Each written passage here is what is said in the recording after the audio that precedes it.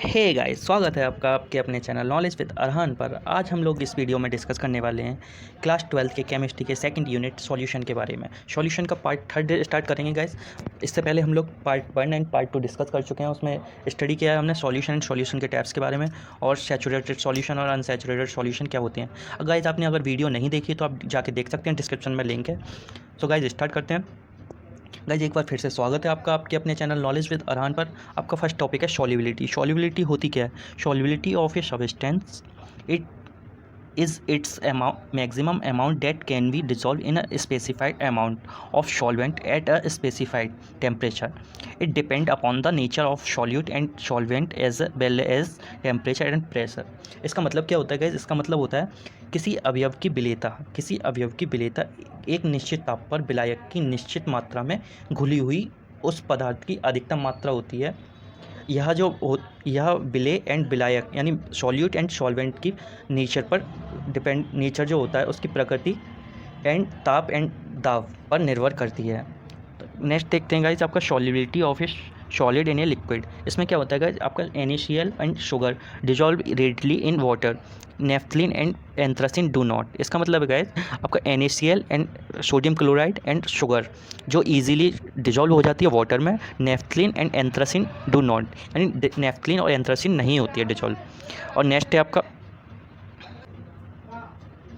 आपका naphthalene and anthracene dissolve readily in benzene but sodium chloride and sugar do not. Sodium ये आपका naphthalene and anthracene dissolve हो जाता है easily benzene में, but sodium chloride and sugar नहीं होता। ये प्रोसेस क्या कहलाता है? इस प्रोसेस को कहते हैं लाइक डिजॉल्व लाइक।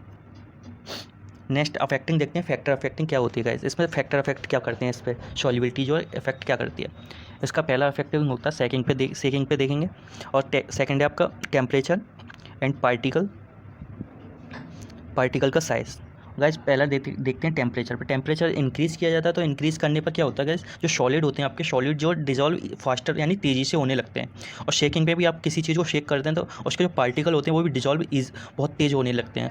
और इसका जो पार्टिकल का साइज़ है, जो क्या होता है छोटे छोटे, इसमें जब पार्टिकल को आप छोटे छोटे पार्टिकल के साइज़ होंगे, मतलब सॉलिड जो भी होगा आपका छोटे छोटे क्रिस्टल में होगा, तो उसको अगर आप शेक करेंगे जल्दी डिजॉल्व करेंगे तो वो ईजिली हो जाएगा, जल्दी हो जाएगा। और ये आपका क्या होता है?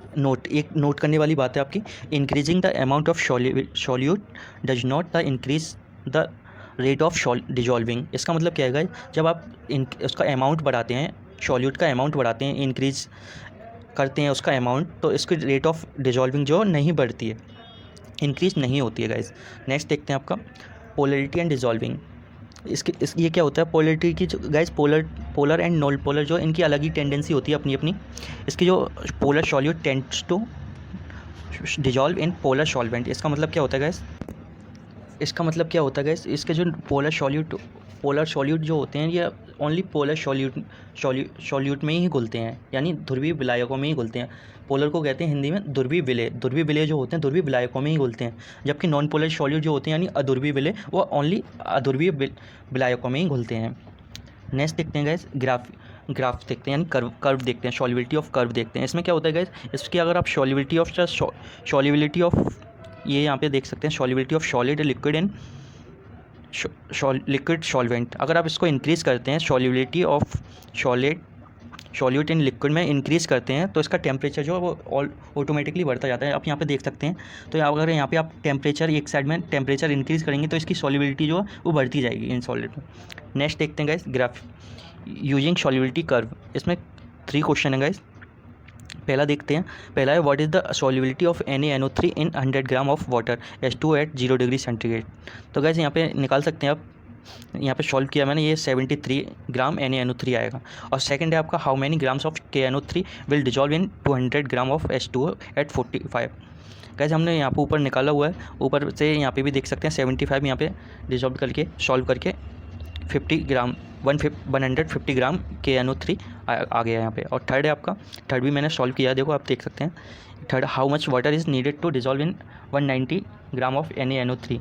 तो गाइज आपका देख सकते हैं इसका। अब वीडियो लंबी हो जाएगी, इसको मैं आपके जो क्वेश्चन है NCERT के 12th क्लास के, वो आपको मैं एक अलग से वीडियो बना दूंगा, उसमें सारे क्वेश्चन जो सॉल्व करके एक्सप्लेन कर दूंगा। नेक्स्ट देखते हैं गाइस डिसॉल्यूशन। डिसॉल्यूशन होता क्या है? When a solid solute is added to the solvent, some solute dissolve and its concentration increase in solution, this process is known as dissolution. इसका मतलब क्या होता है गाइस? जब एक ठोस विलेय द्रव विलायक में डाला जाता है तो यह उसमें घुलने लगता है। यह जो प्रोसेस होता है गाइस, यह प्रोसेस उसका विलीनीकरण कहलाता है या फिर डिसॉल्यूशन कहलाता है। नेक्स्ट है आपका क्रिस्टलाइजेशन। क्रिस्टलाइजेशन होता क्या है? Some solute particle in a solution collide with the solid solute particle and get separated out of solution, this process is known as crystallisation. इसका मतलब क्या होता है गाइस? विलयन में कुछ विलय के कण ठोस विलय के कणों के साथ संगठित होकर एक साथ होकर अलग होकर संगठित होकर विलयन से अलग हो जाते हैं। इस प्रक्रिया को इस प्रोसेस को this process known as crystallisation. और सैचुरेटेड सॉल्यूशन क्या होता है गाइस? सैचुरेटेड सॉल्यूशन मैंने लास्ट वीडियो में डिस्कस किया हुआ है guys. Such a solution in which no more solute can be dissolve the same temperature and pressure is called saturated solution. Guys same एक निश्चित ताप पर एक सॉल्यूशन जो डिजॉल्व होना बंद हो जाता है, उससे ज़्यादा नहीं घोला जाता है, तो वो ऐसा सॉल्यूशन क्या कहलाता है? सैचुरेटेड सॉल्यूशन कहलाता है। और गाइस एक अलग होता है अनसैचुरेटेड सॉल्यूशन भी। क्या? उसी ताप पर और अधिक मात्रा में घोला जा सके उसे अनडिजॉल्व एंड सॉल्यूशन, उसे अनसैचुरेटेड सॉल्यूशन कहते हैं। एंड गाइस आगे देखते हैं, solution is a dynamic equilibrium with undissolved solute. ऐसी स्थिति में क्या होता है गाइस? ऐसी स्थिति में इक्विलिब्रियम जो होता है आपका डायनामिक इक्विलिब्रियम अनडिजॉल्व्ड सॉल्यूट बनाता है। नेक्स्ट देखते हैं गाइस आपका the concentration of A solute in A saturated solution is called solubility. आपकी सॉल्युबिलिटी जो डिपेंड करती है 3 स्टेज पर डिपेंड करती है। एक तो नेचर पर डिपेंड करती है, nature of substance, and temperature and pressure पर डिपेंड करती है। ये 3 चीज़ पे आपकी डिपेंड करती है। और लास्ट स्लाइड में हम लोग डिस्कस कर चुके हैं डिपेंड कैसे करती है। नेक्स्ट स्टार्ट करते हैं। नेक्स्ट टॉपिक है आपका उसी का ही चल रहा है गाइस। लीस्ट आर्टेलियर प्रिंसिपल क्या कहता है? It state that A change in any of the factor that determine the equilibrium condition of a system will cause the system to change in such a manner as to reduce to or counteract the effect of the image। इसका मतलब क्या होता है? इसका मतलब ये होता है गतिक साम्य होने के लिए इसे लाशातिलिये जो प्रिंसिपल होता है उसको फॉलो करना जरूरी है। और इसका गाइस एक एंडोथर्मिक और एक्सोथर्मिक होता है, यानी ऊष्मा शोषी और ऊष्मा छेपी होता है, जिसको डेल्टा यहाँ पे गाइस स्लाइड में शो नहीं है। यहाँ पे delta solution and H greater than zero and second होता है delta solution H less than zero. ये होता है गाइस ऊष्मा, उसके लिए ऊष्मा शोषी और ऊष्मा छेपी के लिए ये होते हैं अलग अलग। अब नेक्स्ट इफेक्ट ऑफ टेम्परेचर देखते हैं, इस पर क्या इफेक्ट क्या पड़ता है गाइस। ये जो मैंने अभी बताया तो वो आपका ये है, ये वाला एंडोथर्मिक और एक्सोथर्मिक, ये आपको अभी जो एक्सप्लेन किया मैंने। In nearly saturated solution the dissolution process is endothermic. ये क्या होता है guys? Pen pointer. Solution as greater than zero the solubility of should be increase the temperature. If it exothermic is solubility in decrease. अगर आपका जो process बोलते हैं उसको, जैसे आपका जो सिस्टम है वो अगर एंडोथर्मिक है तो उसकी जो सॉल्युबिलिटी है वो इंक्रीज होगी, should be increase in temperature. जब अब उसका टेम्परेचर इंक्रीज़ करेंगे तो इसके साथ साथ सॉल्युबिलिटी भी इंक्रीज होगी। और गाइस जब आपका एक्सोथर्मिक वो है आपका सिस्टम है, एक्सोथर्मिक सिस्टम है, तो आपकी जो यहाँ पे ये सॉल्युबिलिटी जो डिक्रीज होगी। गाइस इफेक्ट ऑफ प्रेशर भी मैंने डिस्कस किया हुआ है लास्ट। अब नेक्स्ट देखते हैं guys solubility of a gas in a liquid. इसमें क्या होता है गाइस? इसमें बहुत सारी गैसें जो डिजॉल्व हो जाती हैं।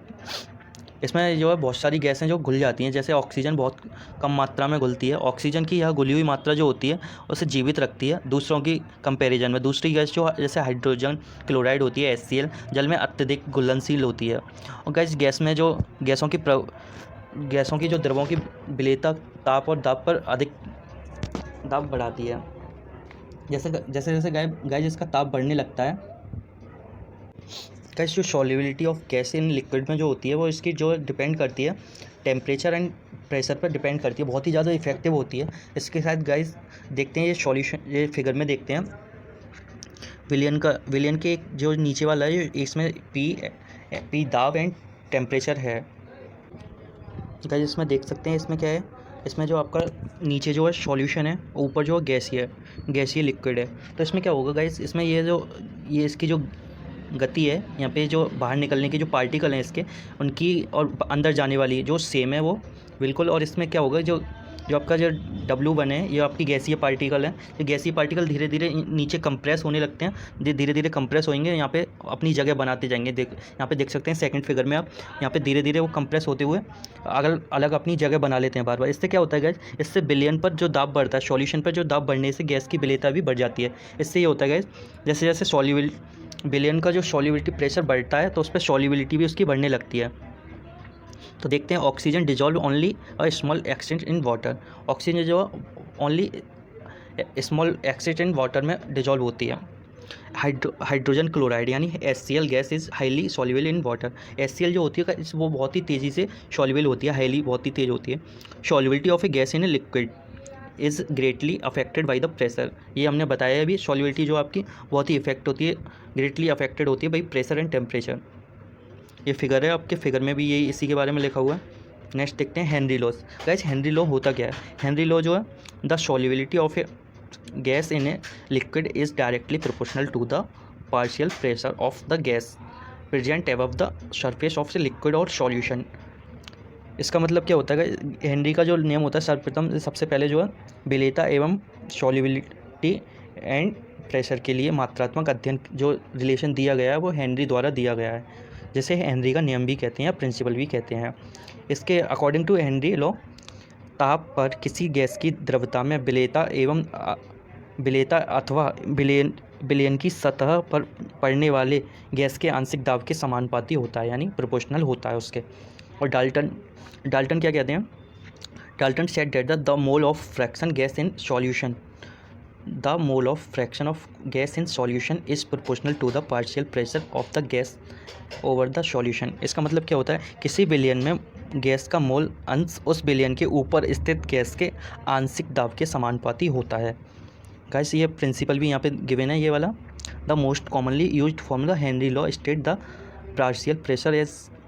Partial pressure of the gas in vapour phase P is proportional to the mole fraction to the gas X in solution expressed by as P proportional हो गया यहाँ पे गाइस, एक इस तरह से हो जाएगा, P प्रोपोर्शनल KX हो जाएगा यहाँ पे, P प्रोपोर्शनल X हो जाएगा। और यहाँ पे जब गाइस जब इक्वल करते हैं तो एक कोस्टेंट आ जाता है जी, यहाँ पे जो KH जो है यहाँ पे हेनरी कोस्टेंट आ गया है। नेक्स्ट देखते हैं इसकी लिमिटेशन, देखते हैं एप्लीकेशन क्या है ऑफ हेनरी लॉज। इसकी एप्लीकेशन क्या है, इसकी एप्लीकेशन, फर्स्ट एप्लीकेशन है to increase the solubility of CO2 यानी carbon dioxide in soft drinks and soda water the bottle is sealed under the high pressure.